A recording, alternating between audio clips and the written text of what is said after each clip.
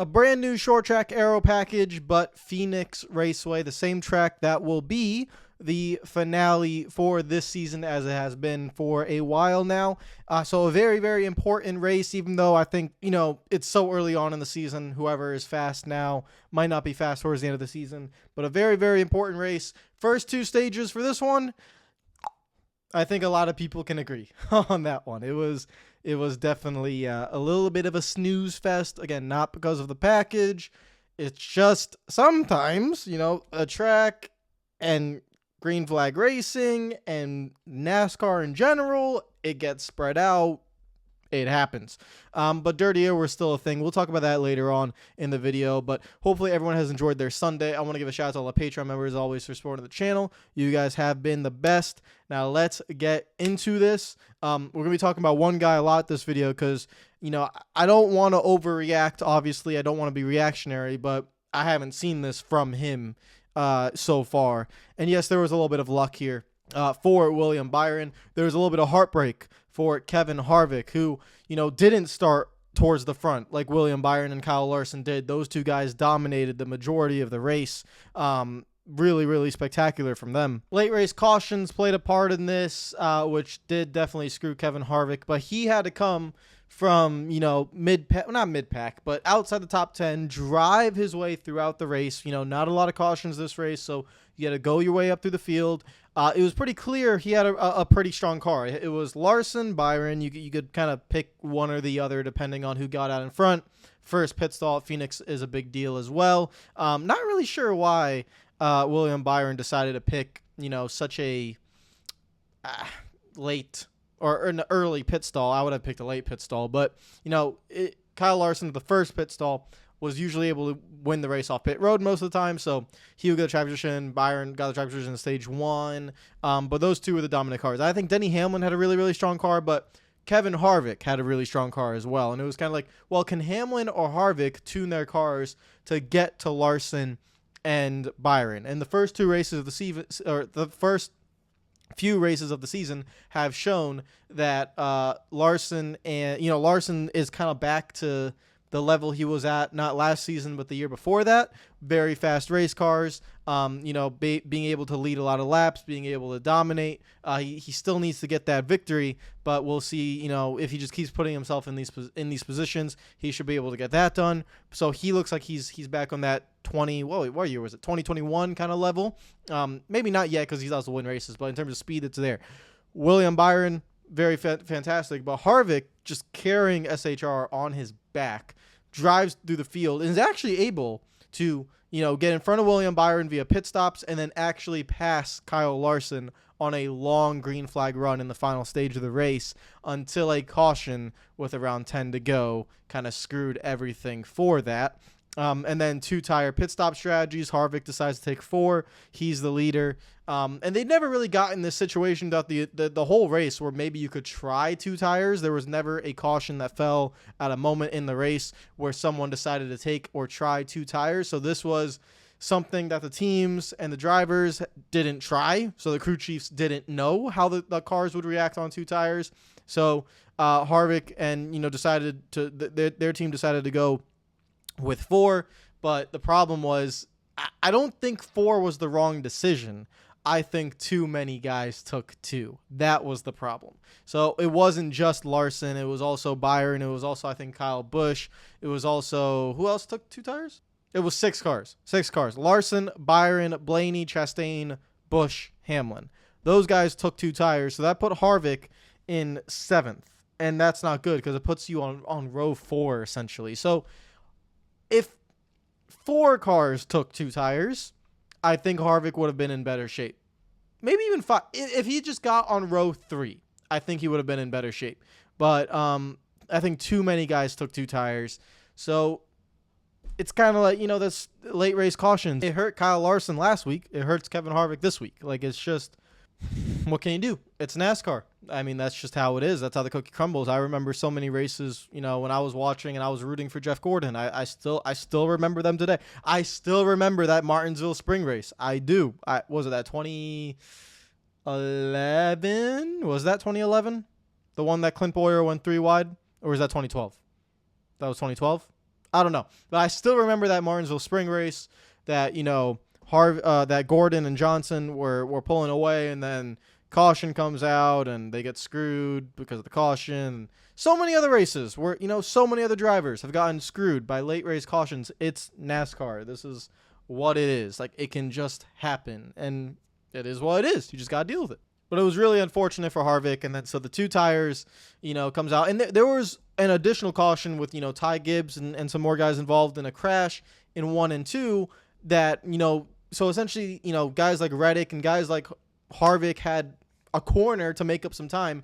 Reddick was able to make up some time. He got into 4th, but Harvick was still stuck. He was still stuck in the back, wasn't able to get past through some guys. And the end of the race is it's just a crapshoot, essentially. Just great job by William Byron to be on the outside of Kyle Larson, be able to stick it around there, have the grip, be able to, just really, really, really good. And this is where I want to talk about William Byron. I tweeted at the beginning of the race. I said, I think William Byron has taken the next step. That was stage 1. Okay. I said that because I didn't know if he was going to win the race. I mean, there's still, the thing I was hard on with William Byron was, can you maintain that race pace throughout an entire race? And maybe today he didn't. He lost the track position by losing out to Larson on pit road. Then he gets passed by Harvick. Then he gets passed by Christopher Bell in the final stage of the race as well. So he was falling back. It wasn't like he was running, great in the final few laps, the final 100 laps of this race. So, and that's a little bit of that old, I don't want to say old, but the William Byron I don't want him to be where he falls away towards the second half of a race. I want him to keep up the early race pace that he very clearly has. I mean, the guy is fast. It's just about keeping that racecraft, keeping that race pace up. And the best drivers in the world have to learn that. I mean, a perfect example, it's different because he doesn't fall away from speed, but a perfect example of this is even Max Verstappen, someone who is lethally quick, but it took him a while to learn the racecraft, to not make mistakes, to put together consistent lap times, to not crash, to understand strategy, to understand how to save tires and all this stuff. And now what Verstappen has, he had many years where he didn't have the fastest car. Now he has the fastest car, but he's able to obliterate his teammate, obliterate the field, not with just raw pace now, but with just pure racecraft as well. That's the maturity that it took Verstappen. Remember, Verstappen's first race was in 2015, or was it 2015? I think so. It was 2015 when he was a teenager. So, that he's been racing for so long. William Byron has been here for a while, but it takes time to kind of get that maturity in terms of the racecraft. I knew the pace was always there. With the second win of the season now for William Byron and going back to back, I mean, this is huge. He won another stage today. So he got 6 playoff points today. He got 7 last week. I mean, he's already building it up. And you have all season to be able to get playoff points, and he's already in double digits. The whole point of this regular season right now for William Byron is rack up playoff points while you have the speed. Maybe other teams like Penske, who have not shown a lot of speed this season, or Joe Gibbs Racing, who have not, Denny Hamlin has shown speed, but get the whole gang together and pick up the pace. Can someone else other than Kevin Harvick from SHR pick up the pace? Can Ross Chastain maybe for Trackhouse Racing, start dominating races? These other guys are going to gain speed. So for William Byron right now, as Hendrick Motorsports clearly has the speed, gain the playoff points, and he can become a favorite to actually get into the Final Four if, let's say, he accumulates 30 playoff points. Let's say he wins 4 races. Well, that's 20. And if he keeps winning stages, he gets to 21, 22, 23, 24, 25, 26. And then what about regular season championship? If you perform consistently, you can add another 15 if you end up winning the regular season championship. And then you end up getting to 40 plus playoff points. And then you become a favorite to get into the Final Four. This stuff can happen very quickly. It can. So to have 2 wins on the season within the first 4 races is huge for William Byron. I really do believe he's taking the next step. I think he is taking it in stride, in progress. He's going to have the confidence now. This is huge for William Byron. It's huge. Got lucky today, obviously, but huge. Also a big day for Kevin Harvick. He ended up did finishing 5th. He was going to win the race if, the caution didn't come out. Same as Kyle Larson last week. He was going to win the race if the caution didn't come out. So those things kind of happen. But Me personally, I've seen some stuff on Twitter like, oh, William Byron got lucky. You have to put yourself in that position. William Byron was in position. He won both stages last weekend, and then he deserved to win the race. Today, he won stage 1. He ran in the top 4 all day long. He was in position if a caution were to come out to be able to put himself in to have an opportunity to win the race. And he didn't have first. Larson had first on the restart, not Byron. Byron drove around the outside and was able to get the lead. So don't take anything away from William Byron. He put himself in position and was in the right place at the right time to win these 2 races. So great job for him. Kevin Harvick for Ford showing off some speed. Really, really good for him. Ryan Blaney ended up finishing second. I will get back to Harvick in a second. Ryan Blaney finished second, but Penske overall need to show more race pace. They're not showing enough race pace. It's just not enough. They have to show more. Logano was terrible today. He ended up finishing 11th, but Logano was awful today. And so the Penske guys have to pick it back up. Remember, this is a track that Logano dominated 4 months ago. So, I mean, and he ended up winning a championship. So they have to pick it back up. But for Kevin Harvick, SHR need to help the guy out for the love of God. I mean, this guy, I've been watching Kevin Harvick carry SHR for 7 years. No, longer now. Gee, he 8 years? We're in 2023. He joined in 2014. Good Lord. He's been there for a long time. I'm old. Holy crap. The 2014 season was 9 years ago? Oh my God. No. I'm having a midlife crisis right now. 2014 was 9 years ago. Jeff Gordon's incredible season where he should have been in the Final Four was 9 years ago. Oh, God, no. Yeah, anyways, really good for Kevin Harvick. Good run for him. Let's go through the race results, actually. So you have William Byron, you have Ryan Blaney, you have Tyler Reddick, and these race results are going to be very mixed up because of the final 2 restarts and crashes and 4 wide and everyone fanning out. So don't take too much from like 7th on down, like because it gets really crazy back there. Like, for example, Denny Hamlin ended up getting loose in 1 and 2 and slid up into Ross Chastain. And both of them finished as the last cars on the lead lap, I think, in 23rd and 24th. Yes, 23rd and 24th for Denny Hamlin and Ross Chastain. They were running in the top 7, I think it was, before that happened. So, race results: William Byron, Ryan Blaney, Tyler Reddick, Kyle Larson, Kevin Harvick, Christopher Bell, Chase Briscoe, Kyle Busch, Alex Bowman. I almost said Kurt Busch there. I saw K. Busch, and I was like, Kurt Busch, but no, it's Kyle Busch.